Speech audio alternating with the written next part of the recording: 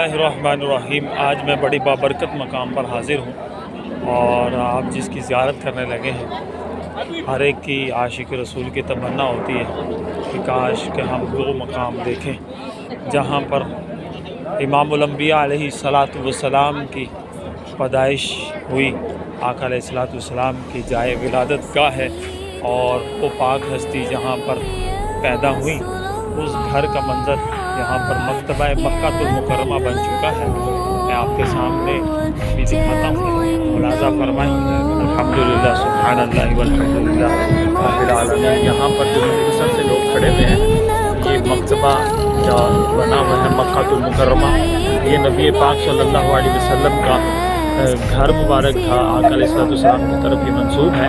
और अगर इसी के मैं अब जिस रास्ते से चल रहा हूँ अपनी दाईं साइड पे करूँ तो ये पहाड़ आपको नज़र आ रहा होगा। ये पहाड़ कोई आम पहाड़ नहीं, ये पहाड़ जबल अबुल कुबैस है। ये वो पहाड़ है जिस पर हज़रत इब्राहीम अलैहिस्सलाम अलैहिस्सलाम ने खड़े होकर सदा लगाई थी। और एक रवायत के मुताबिक वो जो सुरंग है, सुरंग की साइड पे आगे जाकर वहाँ पर हज़रत आदम अलैहिस्सलाम का मज़ार पुर अनवार भी इसी पहाड़ पर मौजूद है, इसी के गार के अंदर मौजूद है।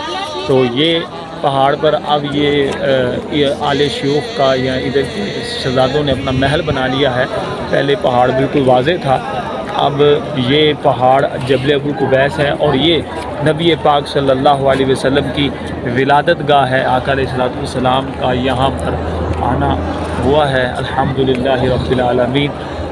नूर वाला आया है, नूर लेकर आया है।